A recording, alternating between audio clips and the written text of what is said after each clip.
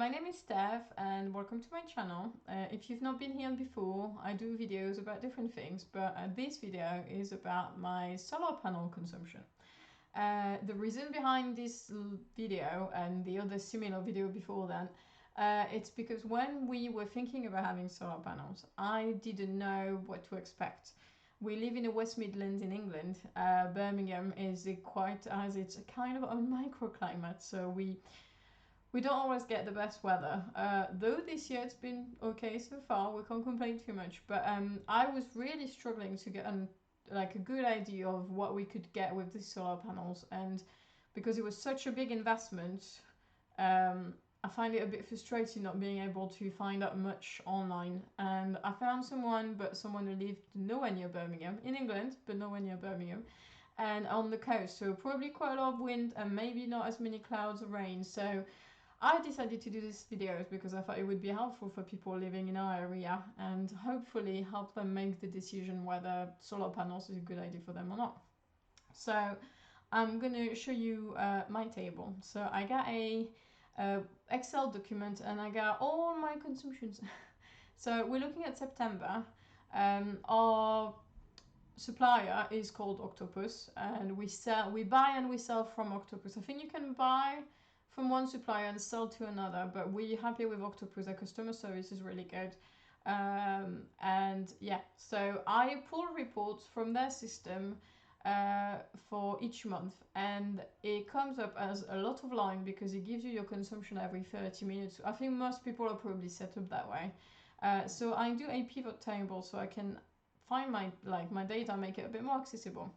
And just to give you an idea, so this table, so these are the days for the week of the month.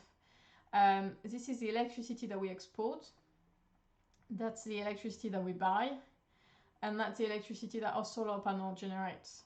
And that's our actual consumption for the day. So that's how much electricity we generate, plus how much we take from the grid, minus what we send back to the grid. So for in terms of generation, so how much electricity we make, we're looking at this column here. And in average, it's not been a bad month. I mean, there's ups and downs, and the last day, the very last day is a down. I'll get back to that. But if you look at the beginning of the month, we're looking at 15 kilowatt. 7's not great. 11's not too bad. 7's not great. I'm rounding it up. 16 is good. 11, well, 12, almost 12. 8, 13 is not bad. 12, 11, 7's not great. 15's not bad. 21 for September is really good. I think I did not expect it. 13, 21, 21 and a half. I think it's really good. 11, 8, so 13. You see, for example, that one, we only generated 8, but we used 12 on that day. And you can tell it's a cloudy day or a rainy day because we probably spend more time in front of the TV based on how much electricity we use. Or we don't go out that much, but we probably were more in the house than outside the house. 13 is not bad. 9, 10, okay. 19, really good for September. And so on. 11, 16 is good. And then on the very last day, something happened. I don't know what it was. We regenerated 3 kilowatts and we used 14 kilowatts that day. And that's pretty unusual if you look across. There's one day here we used 18 kilowatts. And I wouldn't even be able to tell you why, because that's a lot of electricity. I will have to look back. If you look back in your calendar and you see what you were doing that day, sometimes it gives you a hint. 18 kilowatts, it's huge. We may have had the hot tub on or something like that. That's the only reason I can think of for using that much electricity. Nevertheless, we're kind of like frugal living people, so we try to be careful to our consumption, and you know, we turn the plugs off. We got smart switches on most things, not all of them, but most of them. We turn the switches off instead of leaving things plugged in. We leave them plugged in, but we turn it off so it stops using electricity. But every once in a while you get a bad day. I mean, Christmas Day, it's top of the top because the oven uses so much electricity. So anyway, so that will give you a bit of an idea. You can pause the video if you want, and you can have a look, and you can see how much we generate. So what I think you'll find interesting is how much we exported in total onto the grid. So we exported 263 kilowatt. And if you do 263 kilowatt times 0.075, so when we sell our electricity onto the grid, we paid 7.5p per kilowatt. From, I think it was the 20th of September, that has changed to 15p per kilowatt. And I think it was a lady who put a message on one of my videos saying, oh, it's increasing to 15p, and I was like, oh, great. And then I want to have a look. And our Octopus app said we were on a 12-month fixed rate at 7.5p. So I thought, oh, we're not going to get it. We're going to have to wait till May. And it turns out that no, they changed it as well. So if you're exporting, already, you might not be watching the video, but if you're exporting, your pay rate, well, how much you get paid might have increased. So it's worth having a look. Anyway, so we sold 263 kilowatts at 0.075p. Which means we made 19.72p. One thing I've noticed with Octopus, and I don't know why, they don't invoice every month for what we sell them. So last time I had to send an email because it's been a month and a half, and I was wondering if there was a specific date that they have cut off, and they say, okay, from that date, like, let's see how much they sold, and we paid them, us. And the answer I got wasn't very clear, but nevertheless, the person who messaged me back raised the invoice and the money was credited onto the account, so that's good. So that's the sum of electricity consumption from the grid, so that's what we take from the grid. So then there's the electricity that we buy from the grid. So if you do 164 kilowatts time 0.28, because that was at that point the price per kilowatt that we were paying, plus there's a standing charge of 50p a day if I'm correct, so it's 30 days times 0.5. There we go. So £60 is how much we have to pay for the electricity we used. But what's really interesting is how much we were supposed to pay, we would have paid, sorry, if we didn't have solar panels. So that's our actual consumption. So without the solar panel on that day, we would have used 6.9p kilowatt from the grid, sorry. And for the entire month, we would have used 266 kilowatt. So we're gonna do 266 times 0.28p per kilowatt, plus my standing charge of 30 days times 0.5, 50p a day, and it comes up to 89. So our actual bill should have been 89.48, but we will only pay 60. And then even better, 60 minus 19 that we will then sell back onto the grid. Our bill for September will effectively be £41, down for 89. So it's a 48, 47 pound saving, which I don't know, I'm just going to calculate for the sake of it. 47, it's not, you can't, I'm going to multiply by 12, but it doesn't really make sense because every month will be different. In summer we'll save so much more, but 47 times 12, so we save 47 times 12 for 12 months, that's a £564 saving. So we paid, I think it was about £5,000 for a solar panel, divided by 564. We will get our money back once we reach 8.8 years. So I hope it gives you a bit of an idea in terms of like investing and getting your money back, but that's only September. All right, so that's from April. So I'm gonna ignore October because we're not finished yet.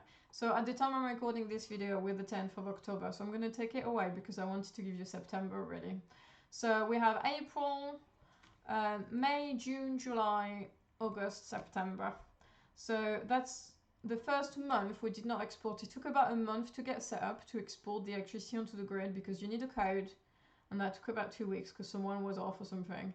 And then you need to send it to Octopus. So you apply online and then you put the code, like you need 2 codes, I think. I can't even remember, it's not even been that long. It's not that hard, but you get that from your installer. and then it takes about 10 days to get set up, because then they need to go to Western Union to do something. I think they give you an ID or something like that, so they know where the electricity is coming from. So we only got set up with we had the solar panel on the 26th of April, and we only got set up to sell to the grid about the 25th of May. So you will see in April we didn't export anything.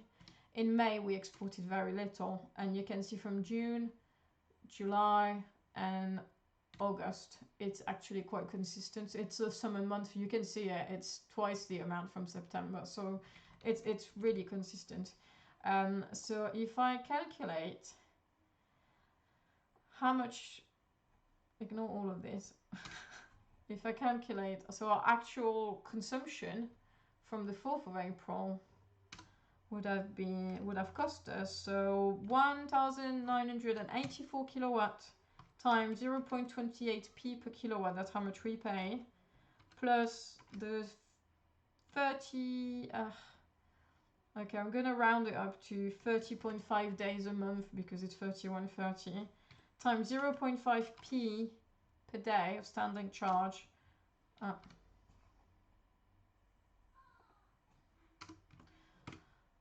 We would have spent £570 of electricity between April and the end of September. We actually only used 1,021 kilowatt per hour from the grid since September. So we're gonna calculate that. It's a lot of formulas, but hopefully I will repeat the amounts at the end, and hopefully it'll make sense. So if we do 1,021 kilowatt times 0.28p per hour, plus the standing charge, which is, I'm going to also round up at 30.5 days a month because it's 30.31, times 0.50p of standing charge a day, that brings us to £300. So we should have paid 570. We actually paid 300, and we exported 1,699 kilowatt that we get paid for 7.5p. No, sorry, that would be too good. 0.075p, and we actually made £127. So I repeat, just to make sure we're clear, since April, the 1st of April, we should have paid £570. We effectively paid £300. We're talking about electricity here, not gas. Huh?